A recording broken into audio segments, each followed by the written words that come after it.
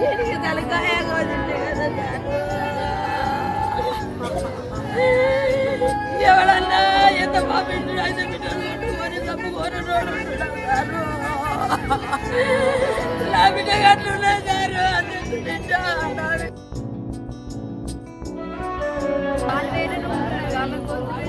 చంపేసి పాప దగ్గరికి వచ్చిందంట. పాప పైన కత్తి పెట్టేసరికి పాప ఇద్దరు లేచి పాపకు వస్తుందంట. కత్తి తీసుకోవడానికి పడేసి ఆమె నోరు తీసుకున్నప్పుడు నెక్స్ట్ రూపాయలు పడాలనుకుని బ్రెయిన్ అనుకుని పోయిందంట.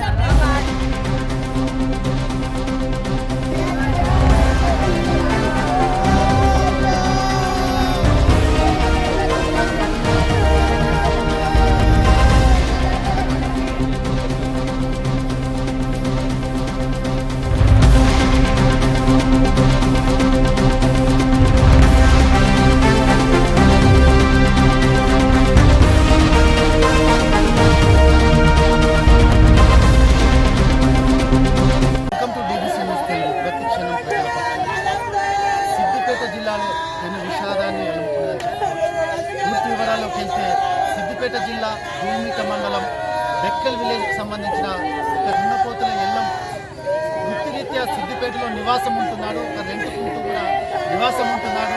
మరి అనుమానమే పెను విషాదమైందా, కుటుంబ కలహాల లేదా ఆస్తి తగాదాల కూడా తేలని పరిస్థితి. తన భార్య గొంతుకోసి అలాగే తన కూతురు కూడా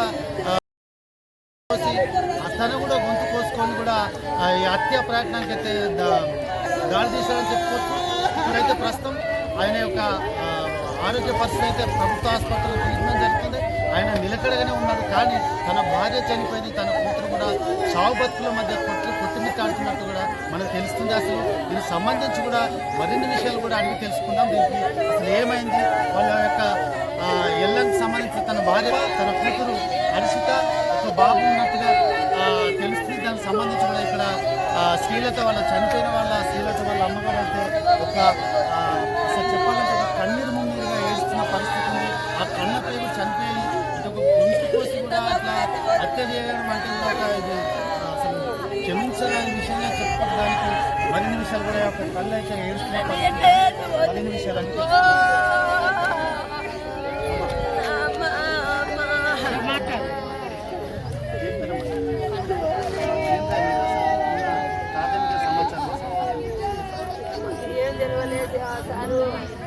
నా బిడ్డ శుక్రవారం నాడు వచ్చింది. నా అన్నది బిడ్డ వచ్చింది. శుక్రవారం వచ్చింది, శనివారం ఆ శనివారం నాడు పొద్దున లేచి ఆయన తీసుకొని తీసుకొని వచ్చేసాను. అంటే పుచ్చి ఒకటి అన్న పుచ్చి ఇంకోటి వేసుకోపోతావా బిడ్డ అని అడిగిన నా బిడ్డను. అడిగితే నా బిడ్డ అన్నది, అమ్మా ఇద్దరేమైనా పిల్లలు హాస్టల్లో పోయేటోళ్ళేనా, ఒకసారి చాలమ్మా అయిపోయినాక మళ్ళీ కూడా అవుతుంది అమ్మ అని కిలకిల నవ్వకుండా బండి ఎక్కిస్తారు.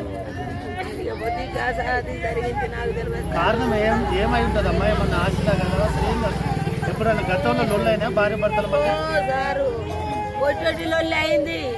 ఓసారి కొట్టిండు నా బిడ్డను. కొడితేనే నా బిడ్డను కొడితే వచ్చింది. నా బిడ్డను తీసుకుపోతే ఎట్లా ఇక నా బిడ్డ రాగానే నా బిడ్డ వచ్చిండు.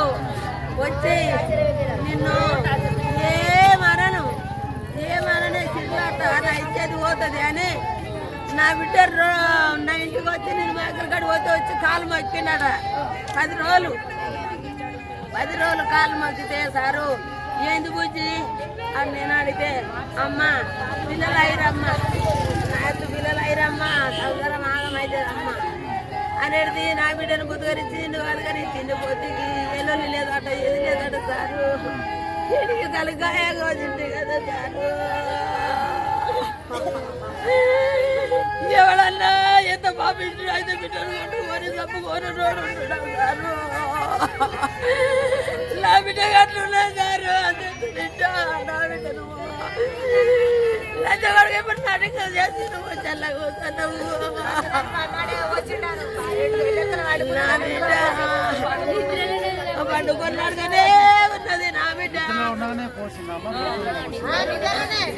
ఓ రూమ్లో 2 వన్నారట, ఓ రూమ్లో చిన్న పిల్లలు వన్నారట. పన్నాక రోజు తాగుతున్నావు, రోజు వస్తున్నావు. ఇప్పుడు 10 రోజులు మనం హైదరాబాద్ నుంచి ఒకనాడన్న పని పోతలేవన్నదట. హైదరాబాద్ నుంచి ఎప్పుడు వచ్చి ఇక్కడ 10 రోజులు అయింది సార్.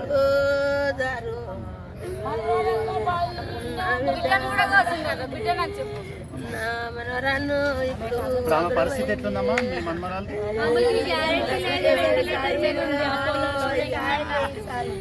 ఎట్లా ఇది అట్లా నా బిడ్డకు ఏదైనా సాయం చేస్తే తల్లి కన్నీరు ముందుగా ఏడుస్తున్న పరిస్థితి. ఇక వీళ్ళంతా బెక్కల్ గ్రామానికి సంబంధించిన వ్యక్తులుగా తెలుస్తుంది. అమ్మ నీకు ఏమవుతుందమ్మా? కిడ్నీయా? ఏమైంది అసలు నీకున్న సమాచారం?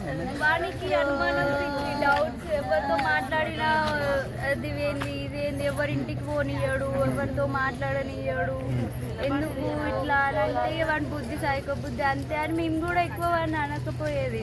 2 months బ్యాక్ లో పెట్టుకున్నారు, పెద్ద మనుషులలో మాట్లాడి 10 రోజులు బతిలాడి తీసుకొని వెళ్ళి ఇక మారిండేమో అని మేము అనుకున్నాం. కానీ వాడు ఇంత పని చేశాడని మేము అనుకున్నాం. ఒక్కసారి అయ్యిండే అంటే ఎన్నిసార్లు అయినా చెప్పుకోపోయేది. ఎందుకులే మన బయట విషయాలు, ఫ్యామిలీ విషయాలు బయట ఎందుకు వేసుకోవాలని వాళ్ళు సర్ది చెప్పుకోనేది అన్నమాట. ఇక పెద్దమ్మ ఇక ఏగలకి ఒకసారి చెప్పింది.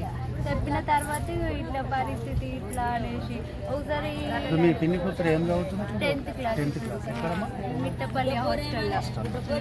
ఆమె ఇంట్లో కూడా ఉండదు, హాస్టల్లోనే ఉంటుంది. హాలిడేస్కి వచ్చింది. ఈరోజు అయితే వెళ్తుండే హాస్టల్కి. 10th క్లాస్ ఇంకా 2 months ఎగ్జామ్స్ ఉన్నాయి అనుకో. నేను బాగా చదువుకుంటా, మీ క్లాస్ టాపర్ పాప. ఎగ్జామ్స్ ఉన్నాయి 2 months అయితే మేము కాలేజీ కూడా అక్కడికి తీసుకెళ్ళిపోదాం అనుకున్నాం. మా దగ్గర ఎగ్జామ్స్ అయిపోయినాక తీసుకెళ్దాంలే అనుకున్నాం. కానీ వాడు ఇంత పని చేశాడని మేము అనుకోలేదు. వాడు పెద్ద సైకో. వాడి ఫ్యామిలీని కూడా అడగండి, వాళ్ళ అమ్మని, వాళ్ళ అన్న వాళ్ళని, వాళ్ళందరిని అడగండి. వాడు ఎట్లా అంటాడు. నిద్రలు ఉండవు. అమ్మని చంపేసిండు ఫస్ట్. వాళ్ళు వేరే రూమ్ ఉన్నారు, ఆమె గొంతు పిలిచి ఆమెను చంపేసి పాప దగ్గరకు వచ్చిందంట. పాప పైన కత్తి పెట్టేసరికి పాప ఇద్దరు లేచి పాప ఊరికి వస్తుందంట. కత్తి తీసి వాడు అటు పడేసిండు.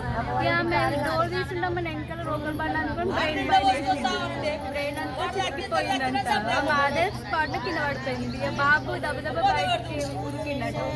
సౌండ్ వచ్చి బయటకు ఉరికి అందరినీ లేరుతున్నట్టు. అందుకు బాబులో లేచి లేకపోతే బాబుని కూడా చంపేస్తుండేవాడు. ఇక అందరు వచ్చిరని చెప్పేసి వాడు ఏదో యాక్టింగ్ గొంతు కొంచెం కోసుకుండు. కానీ మనకి ఏం కాలేదు, డాక్టర్స్ చెప్పారు వాడు బాగానే ఉండాలి. చూసుకోవచ్చు. ప్రాథమిక సమాచారం అంటే ఇంత దారుణమైన పట్ల శ్రీలత వాళ్ళ తల్లి కూడా అంత ఘోరంగా ఏడుస్తున్నది. వాళ్ళ పరిస్థితి ఏంది? ఇప్పుడు కన్న కూతురు ప్లస్ మన్మరాలను కూడా అంటే కట్టుకున్న వాడే కాళయముడైందా అనే యాంగిల్లో కూడా పాపం ఆమె ఏడుస్తున్న పరిస్థితులే. వాళ్ళ కొడుకు ఉన్నాడు. వాళ్ళ కొడుకు స్వయంగా నిద్రపోతున్న టైంలో కూడా ఇట్లా ఈ సంఘటనకు ఒడిగట్టినట్టుగా తెలుస్తుంది. వాళ్ళ కొడుకుతో కూడా మరిన్ని విషయాలు మాట్లాడుతుంది. నిద్రిస్తున్న టైంలో దాదాపు ఒక 3-3:30 సమయంలో ఈ సంఘటన జరిగినట్టుగా తెలుస్తుంది. స్వయంగా వాళ్ళ కొడుకు కూడా ఉన్నాడు. అతనితో మాట్లాడుతుంది. చెప్తున్నాను అసలు ఏం జరిగింది,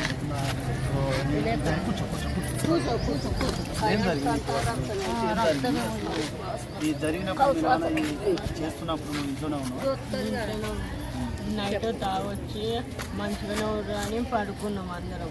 తిని పడుకురాళ్ళు. మా మమ్మని ఇక్కడ కోసి చనిపోయినాక వచ్చి మా అక్కని కొద్దాం అనుకున్నాం. మా అక్క కొట్టగానే నేను లేచినప్పుడు ఎందుకని ఇట్లా ఎత్తున్నాం అని చాక్ పక్క పడేసినప్పుడు లోకల్ మన తెచ్చి తల మీద కొట్టిండు. 2-3 సార్లు కొట్టిండు. రక్తం వస్తూనే ఉంది. నేను బయటకు వస్తుంటే నన్ను పట్టుకొని గుంజిండు. ఇక అటు ఇటు అని బయటకు వచ్చిన అందరినీ పిలిచిన, కానీ అప్పుడు ఎవ్వరు రాలేదు. ఇక ఫోన్ చేసి పిలిచిన. కరెక్ట్ టైం ఎంత అయింది? 3:30 అట్లా అయింది. ఇదంతా ఇదేనా? ఇది బ్లడ్ అసలు ఏం జరుగుతుంది అంటే ఈ గతంలో ఎప్పుడైనా అమ్మతో గొడవ పడుతున్నట్టుగా చిన్న అయినాయి. ఏ విషయంలో? జాగ విషయం, ఒక జాగ వల్ల.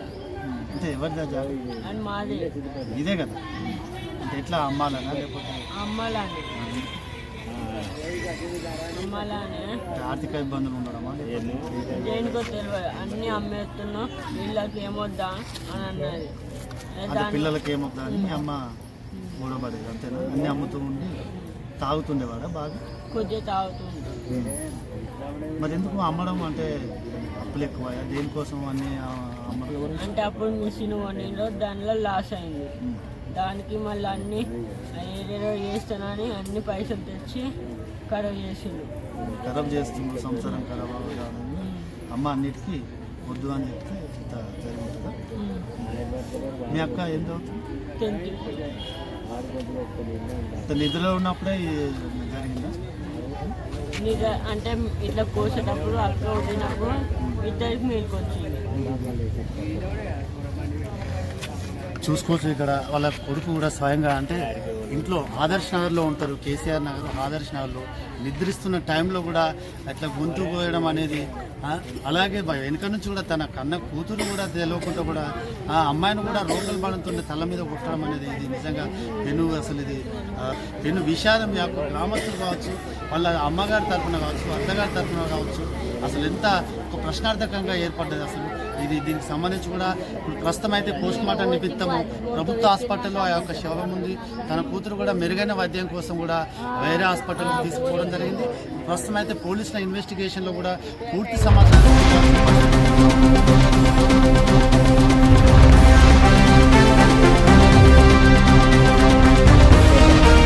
పట్టణ పోలీస్ స్టేషన్ పరిధిలోని ఆదర్శ్ నగర్లో ఈరోజు తెల్లవారుజామున ఉన్నపోతుల ఎల్లయ్య అనే వ్యక్తి, దండుగుల ఎల్లయ్య అనే వ్యక్తి, ఉన్నపోతుల ఎల్లయ్య అనే వ్యక్తి 35 సంవత్సరాల వయసు, తన ఇంట్లో తన భార్యని మరియు చంపివేసినాడు.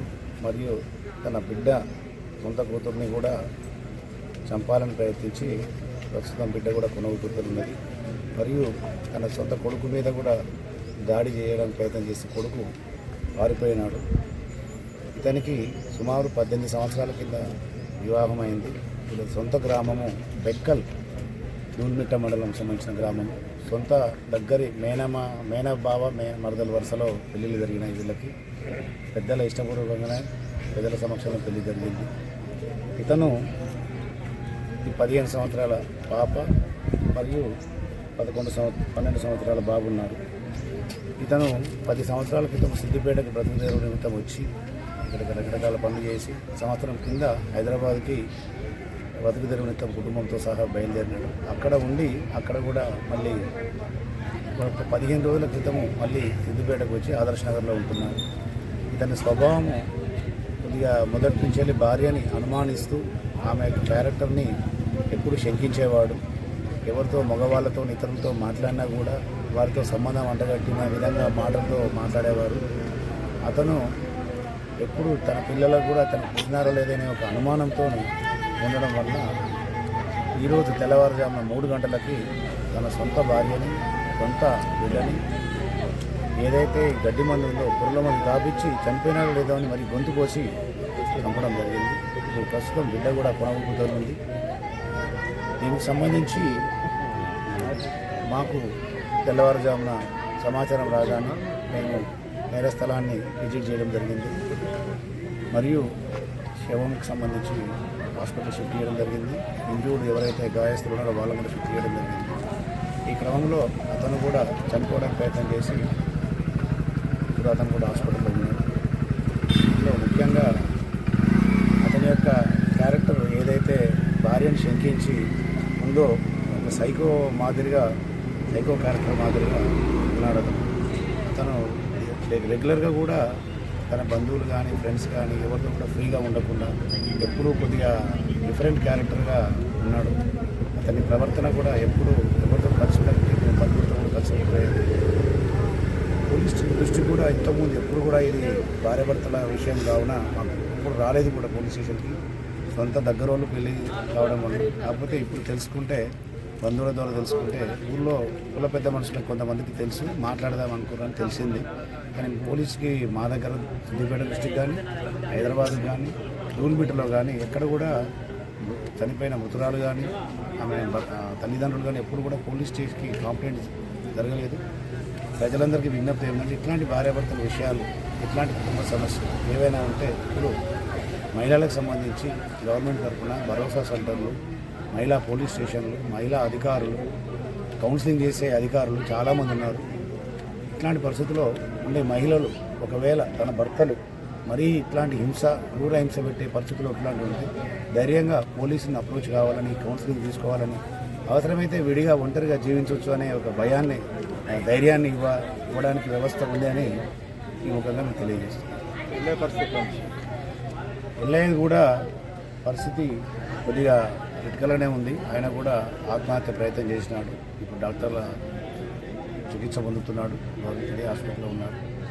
ఇప్పుడైతే ఏం చెప్పలేము అతని పరిస్థితి. వాళ్ళ పాప పరిస్థితి కూడా క్రిటికల్గా ఉంది, చాలా క్రిటికల్గా ఉంది. ఆమెది పూర్తిగా ఇప్పుడే చెప్పలేము, కానీ కష్టం బతకడం అని మాత్రం డాక్టర్లు చెప్తున్నారు. అతను పురుగుల మందు దాపించినాడు, గొంతు పోసినాడు, లోకల్ పడుతూ రకరకాలుగా వాళ్ళ నిద్రలో ఉన్నప్పుడు జరిగినట్టు అనిపిస్తుంది. ఇది చూడబోతే మామూలుగా ముగ్గురుని దాడి చేయడం ప్రయత్నం చేస్తే ముగ్గురు కలిస్తే ఒక్కరిని కొట్టడం చాలా ఈజీ, కానీ వాళ్ళు నిద్రలో ఉన్నప్పుడు తెల్లవారుజామున 3 గంటలకు చేసినట్టుగా తెలుస్తుంది. ఇంకా పూర్తి సాక్ష్యాల ఆధారాలు, ఇంకా వాళ్ళు ఫిర్యాదు కూడా ఇవ్వలేదు. ఫిర్యాదు తీసుకొని పూర్తి సాక్ష్యాల ఆధారాలతో స్వీకరించిన తర్వాత ఇంకా పూర్తి విషయాలు చెప్తాం.